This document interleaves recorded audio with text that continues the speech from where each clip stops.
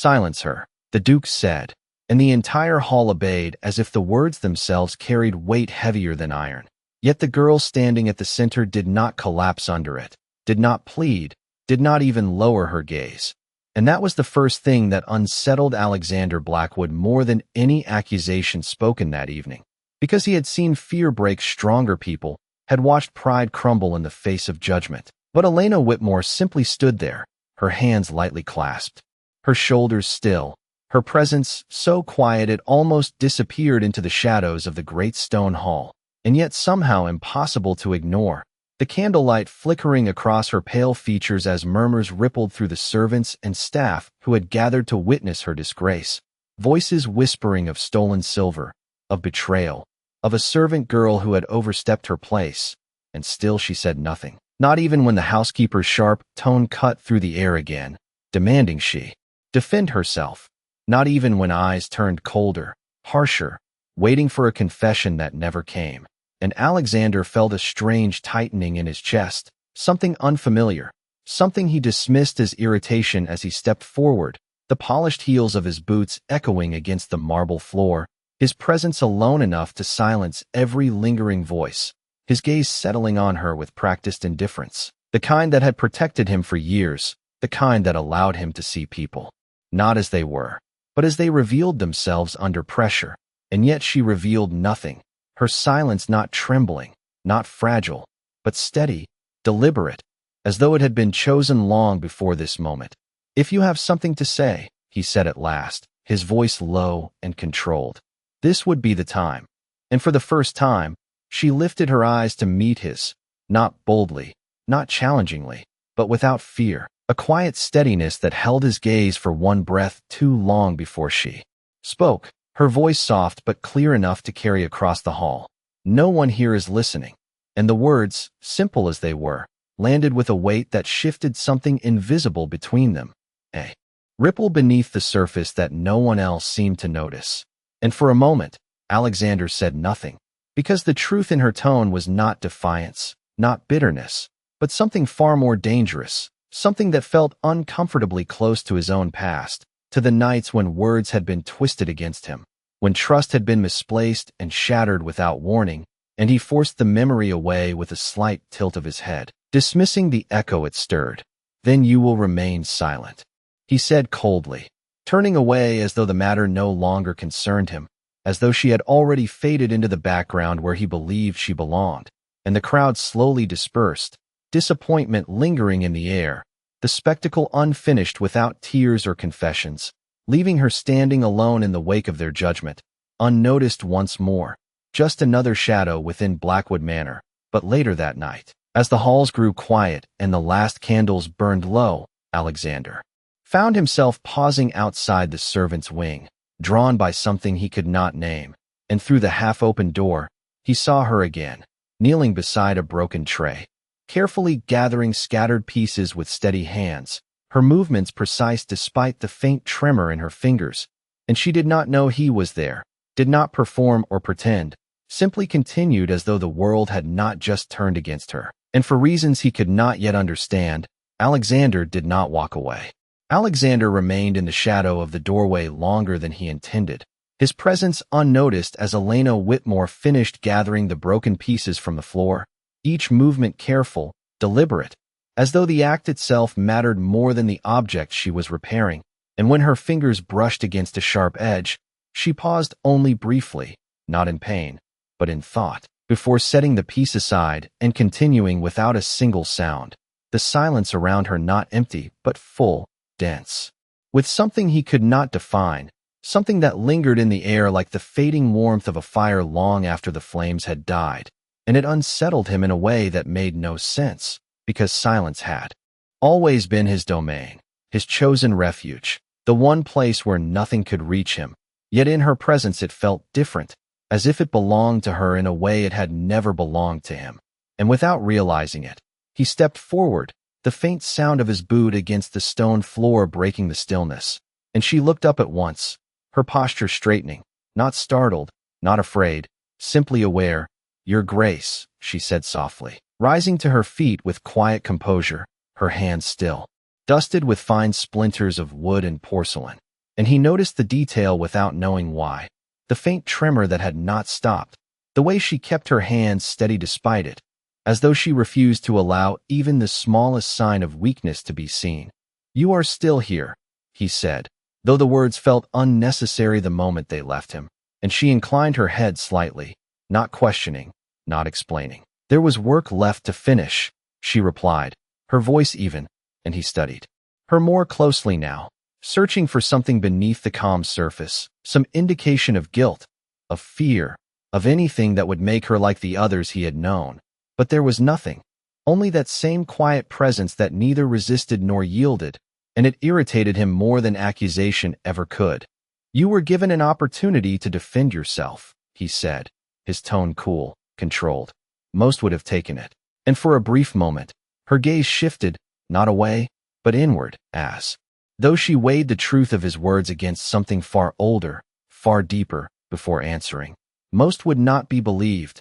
she said, and there it was again, not defiance, not bitterness, but certainty, a quiet acceptance that struck him harder than any protest could have, and he felt something tighten beneath his composure, something he immediately rejected, turning slightly as if to leave, yet his steps did not follow. "And you believe silence will serve you better?" he asked, and this time, there was the faintest trace of something in her expression, not quite a smile, not quite sadness, but something in between. "It always has," she replied, and the simplicity of the answer lingered between them, heavier than any argument, and for the first time, Alexander found himself without a response, because the truth in her voice did not invite challenge. It merely existed, unshaken, and he realized with a slow, reluctant awareness that she was not silent because she had nothing to say, but because she had already learned what words cost, and that knowledge, that quiet strength, unsettled him in a way he could not dismiss. And as he finally turned to leave, the echo of her voice followed him through the dim corridor, not loud, not insistent, but impossible to forget, and long after he had returned to his study, the fire burning low and the night pressing against the tall windows, he found himself staring at nothing, hearing again the way she had said it, not as a defense, not as a plea, but as a truth she had accepted long before he ever spoke, and for reasons he could not yet understand. Alexander Blackwood knew that she would not fade into silence as easily as he had believed. The next morning arrived without announcement, gray light spilling through the tall windows of Blackwood Manor, as if the sun itself hesitated to enter, and Alexander stood by his study window, untouched coffee cooling on the table behind him, his thoughts lingering where they had no reason to remain, returning again and again to a servant girl who had said almost nothing and yet had said too much,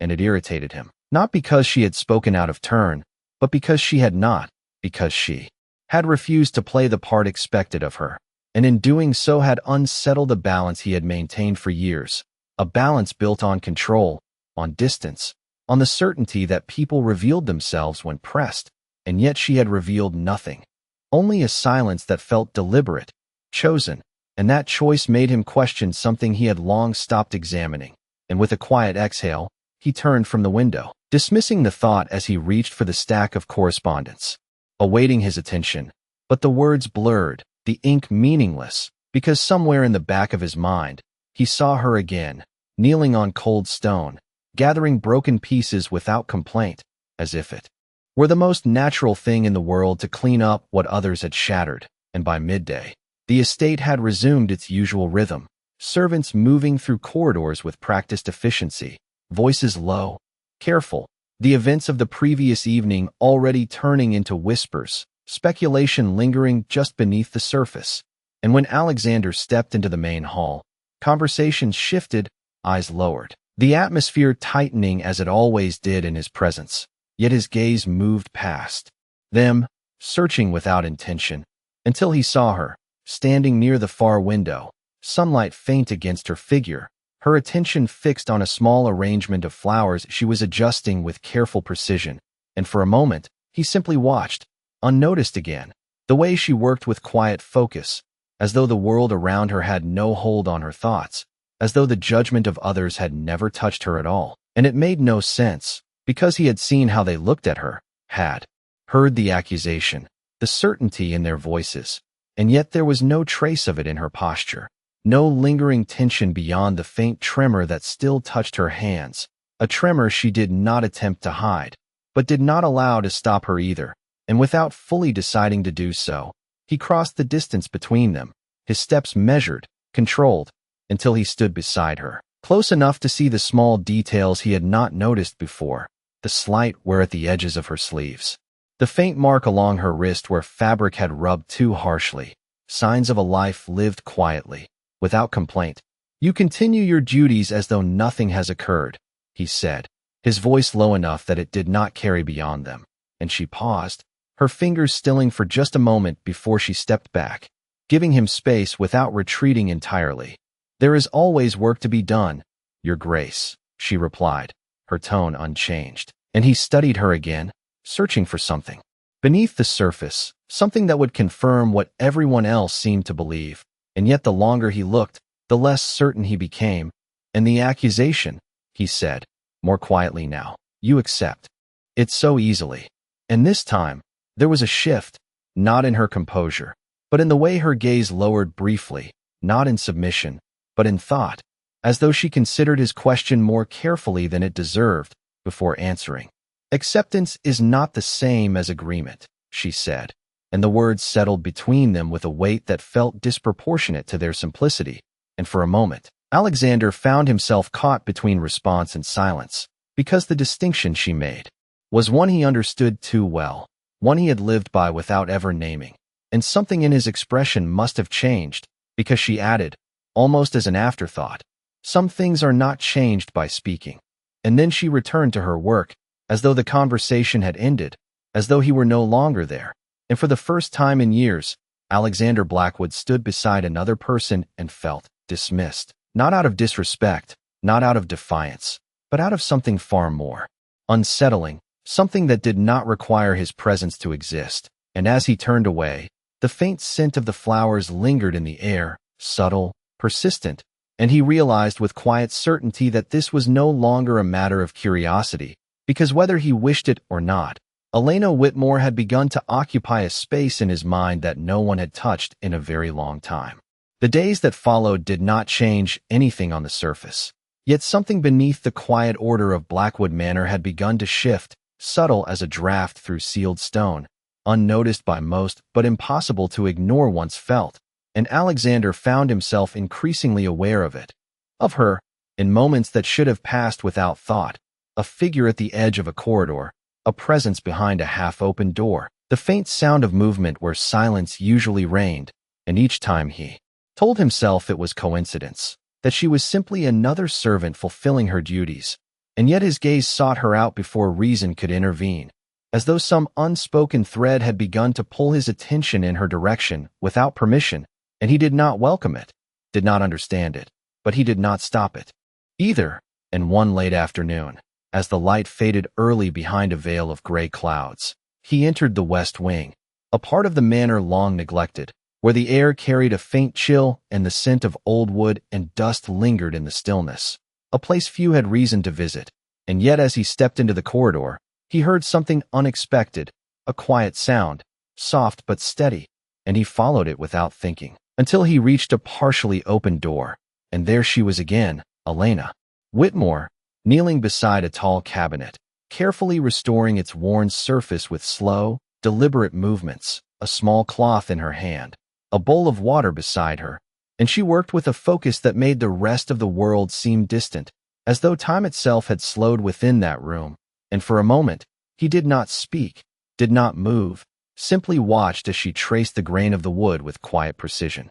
bringing life back to something long forgotten, and there was something in the way she did it, not hurried, not careless, but patient, attentive, as though even this neglected piece deserved to be seen again. And the thought struck him unexpectedly, because it was not unlike the way she carried herself, unnoticed by most, dismissed without thought, and yet unchanged, unbroken, continuing as though the lack of recognition did not diminish her at all, and the realization unsettled him more than he cared to admit. "You were not assigned to this wing," he said at last, his voice cutting gently through the silence, and she turned her head slightly, not startled, not surprised, as though she had sensed his presence long before he spoke. "No, Your Grace," she replied, setting the cloth aside with care before rising to her feet, her posture composed despite the faint strain of kneeling for so long. "Then why are you here?" he asked, not harshly, but with a quiet insistence that demanded more than a simple answer.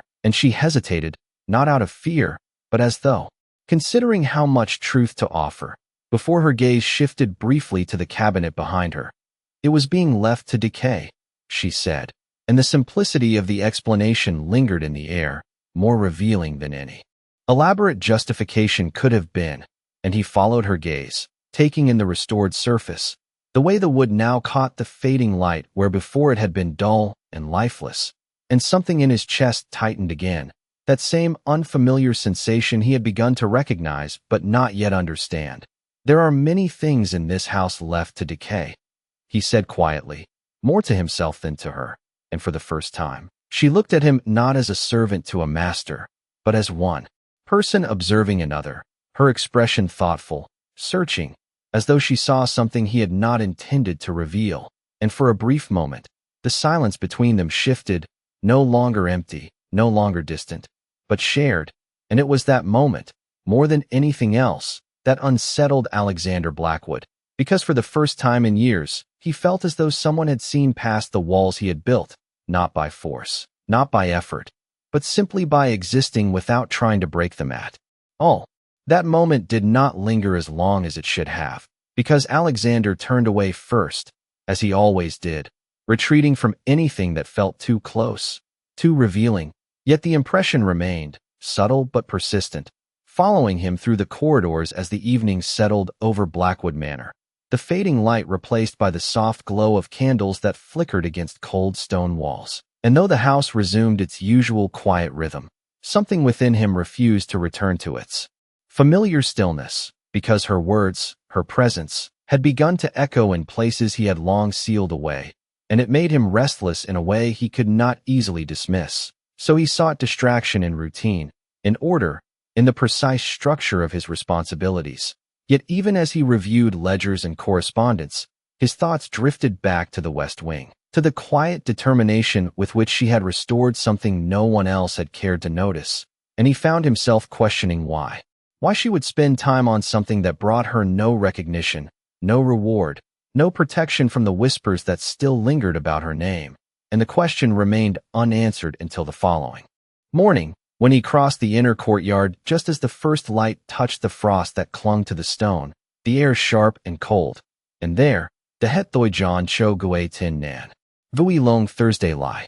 That evening, the wind pressed softly against the tall windows of Blackwood Manor, carrying with it a low, restless sound that echoed faintly through the long corridors, and Alexander stood once more in his study, the fire burning low, its glow casting long shadows that stretched across the walls like memories he refused to name. Yet even here, in the one place he controlled entirely, his thoughts did not remain his own, because they returned to her again, not as an image this time, but as a presence, steady, unshaken, impossible to dismiss, and it unsettled him more than any confrontation ever could, because she had not challenged him, had not demanded anything of him, and yet something in her quiet existence had begun to disrupt the careful distance he had built between himself and the world, and with a sharp movement, he set aside the document in his hand, the decision made before he allowed himself to question it, and moments later, he was walking through the dim corridors once more, his steps measured, controlled, though the reason for them remained unspoken even in his own mind, until he reached the small room near the east wing where a single light still burned, and as he paused at the threshold, he saw her again, seated at a narrow table, a worn piece of fabric in her hands, her needle moving with precise, steady rhythm as she repaired a tear that might have been overlooked by anyone else. And the quiet focus of her work filled the space more completely than any sound could have, and for a moment, he simply watched, the flicker of candlelight catching in her hair, illuminating the faint lines of fatigue she did not allow to show in her posture. And something in that image struck him with an unfamiliar weight, because it was not duty that held her there, not expectation, but something else, something quieter, something that did not seek recognition. "You remain awake later than required," he said at last, his voice low, and she looked up immediately, setting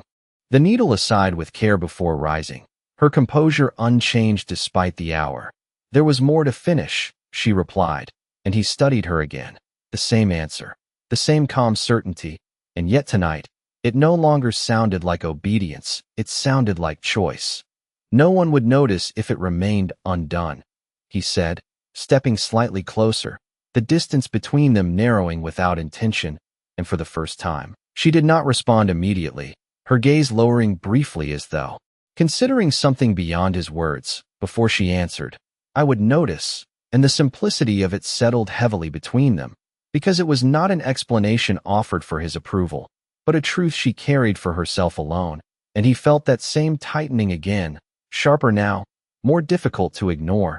You place value on things others disregard, he said quietly, and this time, there was the faintest shift in her expression, something almost like hesitation, though it passed too quickly to name. Not everything should be left to fade, she replied, and the words lingered in the air long after they were spoken, because they did not feel limited to the object in her hands. And for a moment, Alexander said nothing, because he understood what she had not said, understood it in a way that reached further than he was prepared to admit. And as the silence stretched between them once more, it was no longer distant, no longer cold, but charged with something unspoken, something that neither of them attempted to define. And when he finally stepped back, turning toward the doorway, he paused just long enough to glance at her again, as though committing the moment to memory against his will. And though he did not speak the thought aloud, it settled with quiet certainty in his mind that this girl who had been dismissed, ignored, expected to disappear into silence, was beginning to leave a mark on him that would not be so easily undone. The following day unfolded with a quiet tension that no one spoke of, yet everyone seemed to feel, though none could have named its source. And Alexander moved through the halls of Blackwood Manor with the same composed authority he had always carried, his presence commanding silence, his expression unchanged. Yet beneath that still surface, something had begun to shift in ways he neither welcomed nor understood, because he found himself noticing what he had long trained himself to ignore: the subtle rhythms of the household, the quiet diligence of those who moved unseen, and most of all,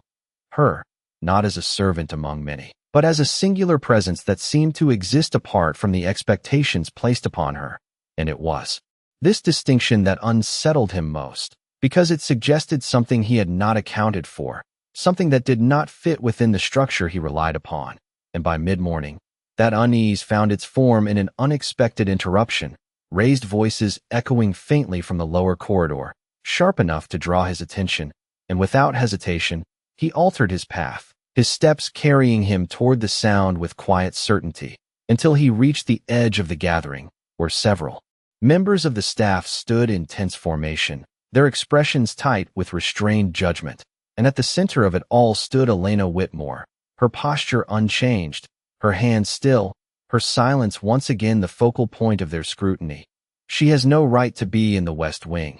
the housekeeper was saying, her tone clipped, controlled, yet edged with something deeper than simple disapproval. That area is not assigned to her duties. And another voice followed, softer but no less certain. And after what occurred, it is hardly appropriate for her to act as though nothing has happened. And the words carried the weight of accusation without proof, expectation without evidence. And through it all, Elena did not respond, did not defend, did not even shift her stance, as though she had already accepted the outcome long before it was spoken. And something in that stillness struck Alexander with sudden clarity, because he recognized it now, not as submission, but as endurance, a quiet resilience that did not seek to change the moment, only to survive it without losing itself. And before the silence could close around her once more, he stepped forward, his presence cutting through the tension like a blade through still water, and the room fell silent instantly,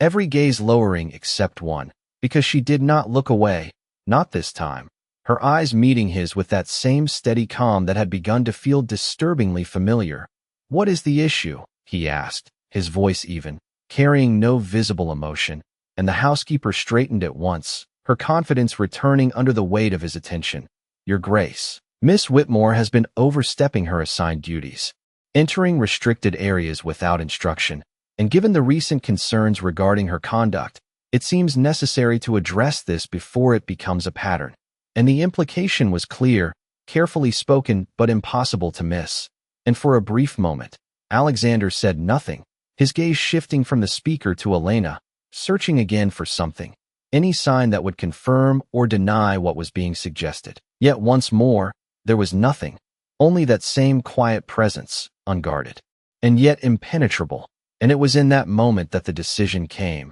not as a calculated judgment, but as something far more instinctive, something he did not pause to examine before speaking. "She will continue her work as she sees fit," he said, his tone unchanged, yet the words carried a finality that left no room for argument, and a ripple of surprise moved through the room, quickly suppressed but impossible to hide entirely, because this was not how such matters were handled, not how he had ever handled them before, and the housekeeper hesitated, just long enough to reveal her uncertainty before lowering her head in reluctant acceptance. "As you wish, Your Grace," she said, stepping back, and the others followed, the tension dissolving as quickly as it had formed, leaving only silence in its wake. And for a moment, neither of them moved, the space between them holding something unspoken, something neither acknowledged, until at last, she inclined her head slightly, not in gratitude, not in submission, but in quiet recognition.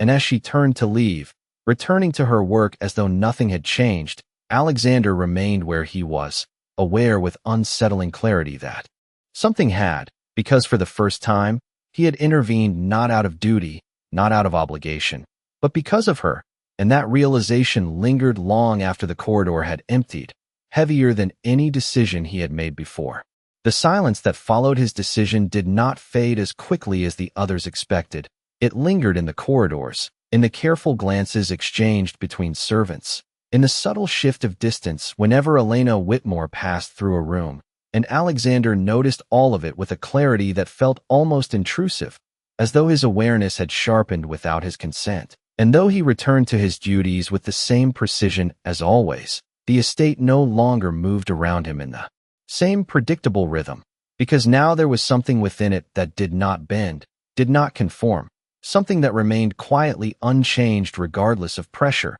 and it drew his attention again and again, until late that afternoon, when a steady rain began to fall, tapping softly against the tall windows, casting the manor into a muted gray stillness, and he found himself once more walking without clear intention, his steps carrying him toward the eastern corridor, where the air felt slightly warmer, touched by the faint scent of polished wood and dried herbs. And as he approached, he heard it, not a voice, not movement, but something quieter, the soft rhythm of breath held too carefully. And when he reached the doorway, he saw her standing alone beside a narrow table, her hands resting lightly against its edge, her posture composed as always. Yet there was something different now, something almost imperceptible, and it took him a moment to understand what it was, because it was not weakness, not collapse, but the absence of motion, the kind that followed restraint held for too long. And without announcing himself, he stepped into the room,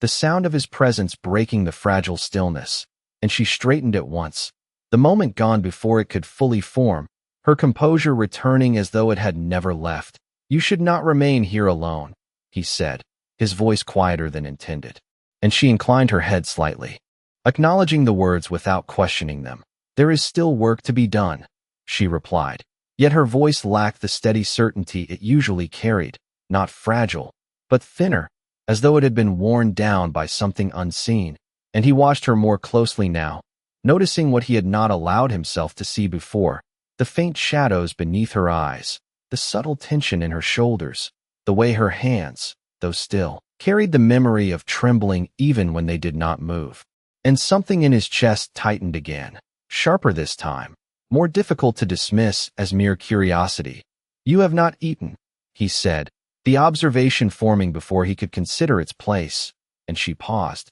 just briefly, her gaze lowering as though the question itself required thought.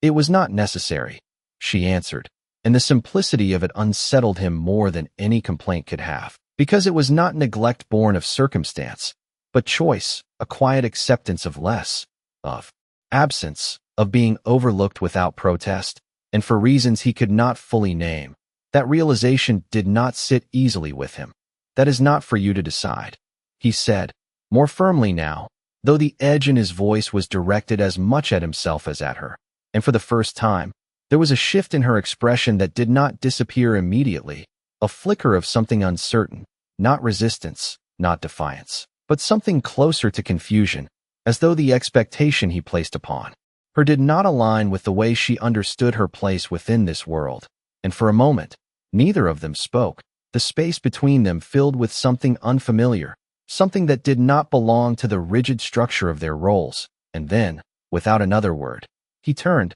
crossing the room toward the small tray that had been left untouched near the window, lifting it with deliberate care before setting it closer to her. The gesture simple, almost insignificant, yet carrying a weight. Neither of them acknowledged. "Finish your work after," he said quietly. And this time, when she looked at him, there was something different in her gaze, not gratitude, not submission, but recognition. A quiet awareness that something had shifted between them in a way that could not be undone. And as he stepped back, allowing the distance to return, Alexander realized with unsettling clarity that this was no longer a matter of observation, because without intending to, without even fully understanding when it had begun, he had started to care whether she remained unseen, and that thought followed him long after he left the room, lingering in the quiet spaces of the manor where silence no longer felt entirely his own. The rain did not stop that night. It deepened, steady and relentless,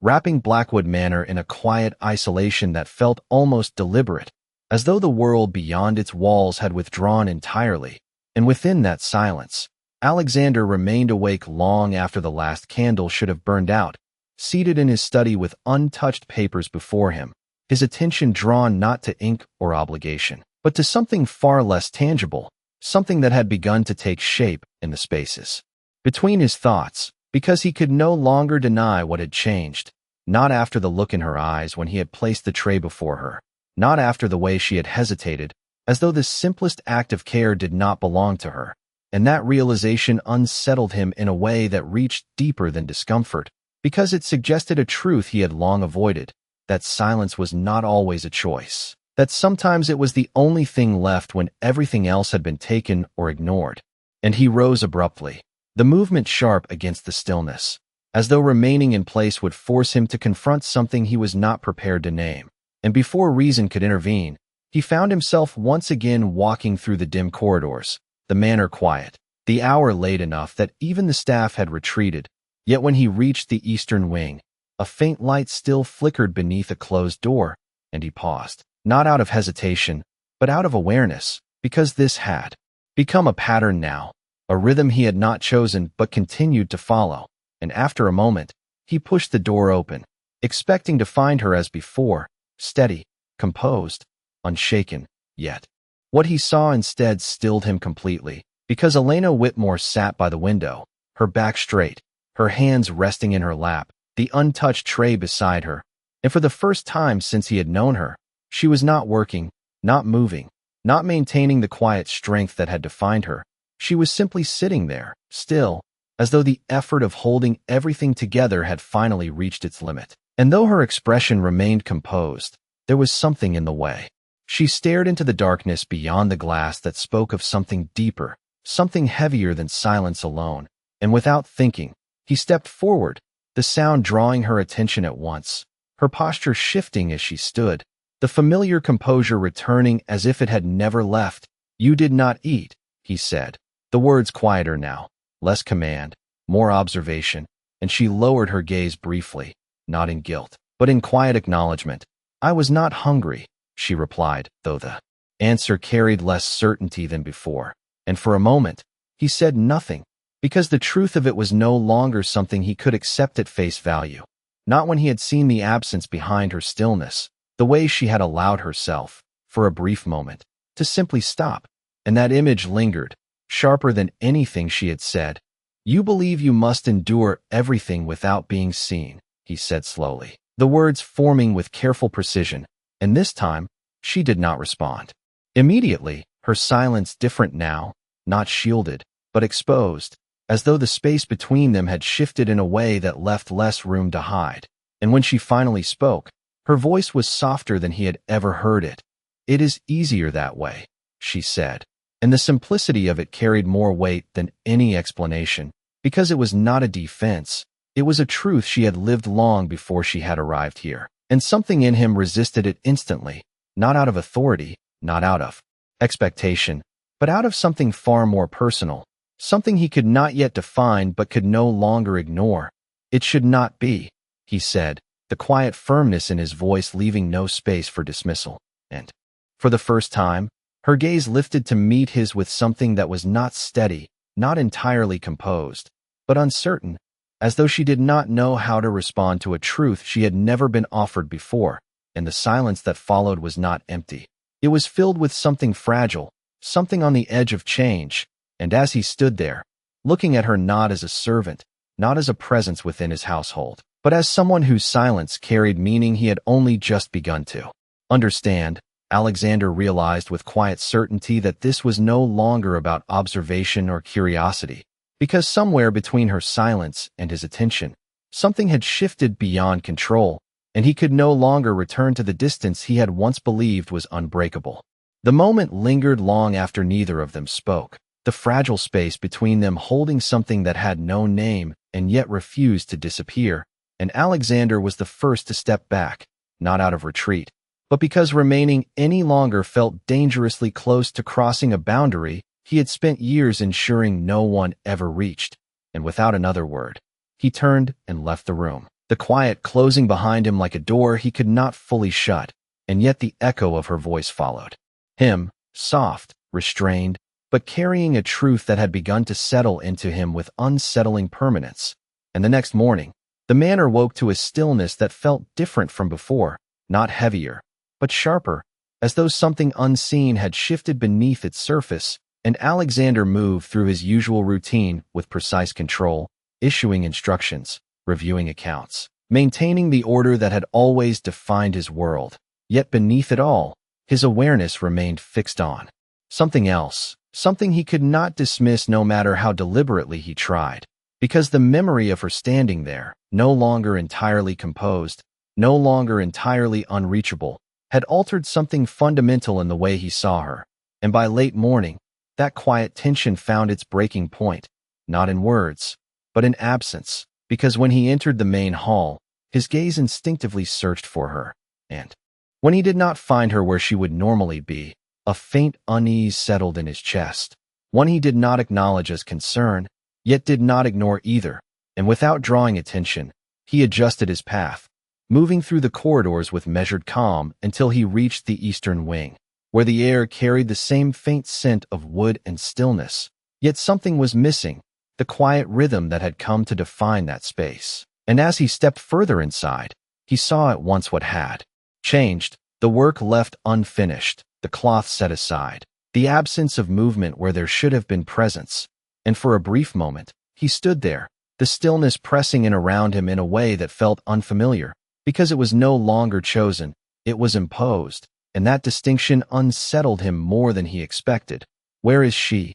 he asked quietly when a passing servant appeared at the doorway, the question forming without hesitation, and the answer came with careful restraint. "Miss Whitmore was reassigned this morning, Your Grace." And something in the phrasing made him pause, his gaze sharpening slightly. "Reassigned," he repeated, the word carrying more weight than it should have, and the servant hesitated just long enough to confirm what had not been spoken. The housekeeper believed it best, given recent circumstances, that she be moved to duties in the lower quarters. And the explanation was measured, respectful, yet the implication was clear. She had been removed from sight, from presence, from the quiet space she had begun to occupy. And for a moment, Alexander said nothing, because the realization settled with a clarity that left no room for dismissal. This had been done without his knowledge, without his consent, and more than that, it had been done to restore a balance that no longer felt right.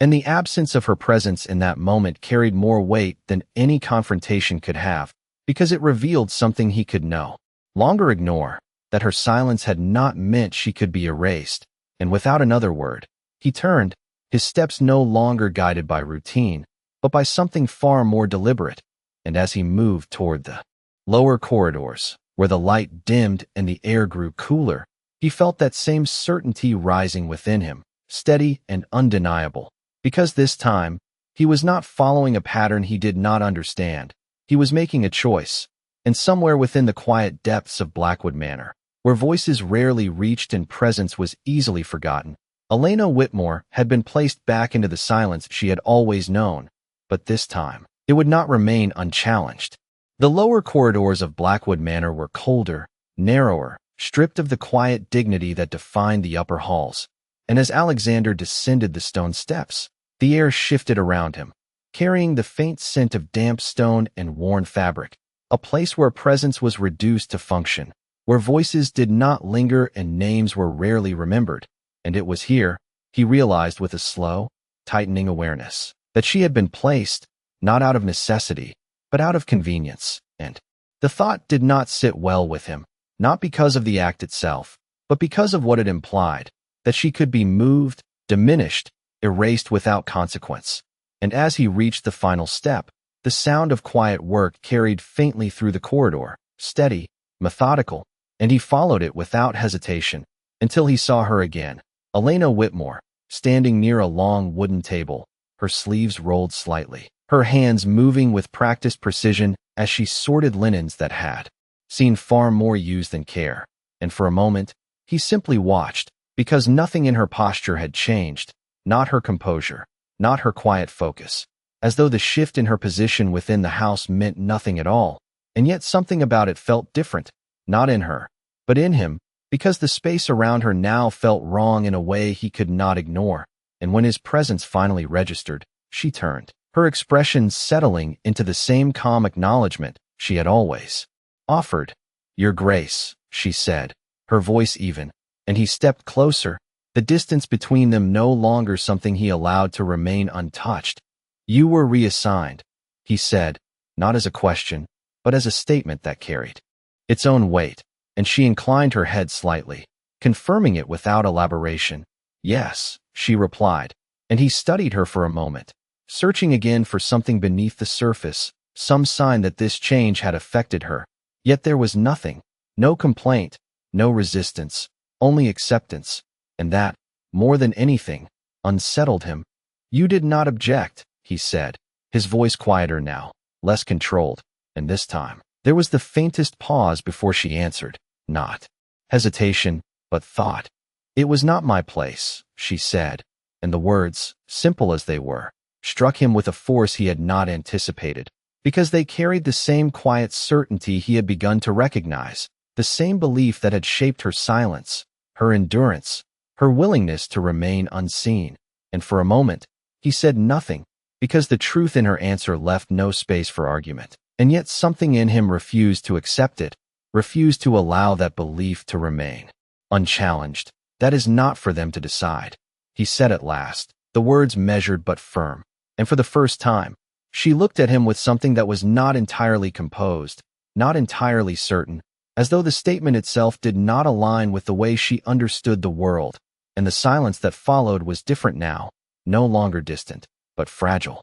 as though it rested on the edge of something neither of them fully understood. And then, without warning, he reached forward, not abruptly, not forcefully, but with deliberate care, his hand brushing lightly against the edge of the linen she held, stilling her movement. And though the contact was minimal, almost accidental, it carried a weight that neither of them could ignore, because it broke a boundary that had remained untouched until now. And for a brief moment, neither of them moved, the space between them narrowing in a way that felt both unfamiliar and inevitable. And when he spoke again, his voice was lower, quieter than before. "You do not belong where you are placed simply because they decide it," he said, and the words lingered, not as an order, not as a command, but as something far more personal, something that carried meaning beyond the moment. And she did not pull away, did not retreat, but her gaze shifted, not downward, not in submission, but inward,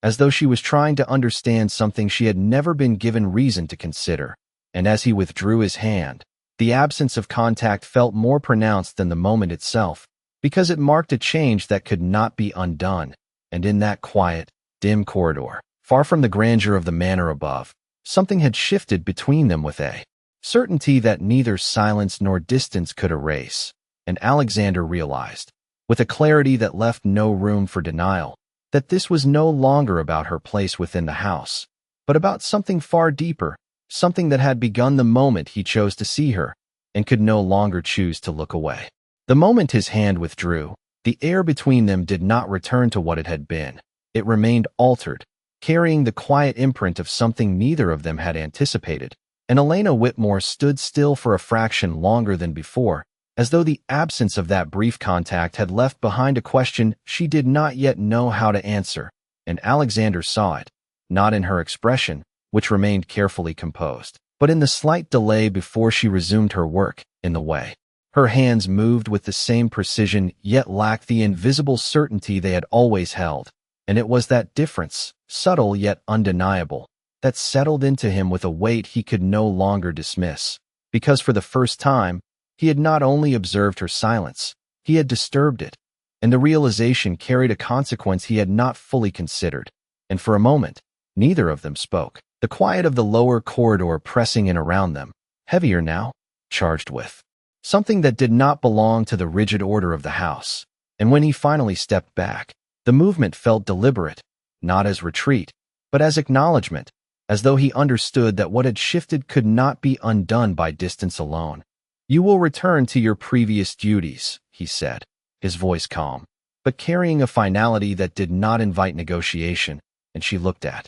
him then, not with resistance, not with relief, but with something far more uncertain, as though the decision itself unsettled her more than the reassignment ever had. "That is not necessary," she replied quietly, and the words, though soft, held the same quiet conviction he had come to recognize. Yet this time, it did not steady him. It challenged something deeper, something that had already begun to change. "It is," he said, more firmly now, not raising his voice, but allowing the weight of his intent to settle into the space between them. And for the first time, she did not immediately lower her gaze, did not retreat into silence, but remained where she was, as though the line between acceptance and refusal had blurred in a way she could not easily navigate. "Why?"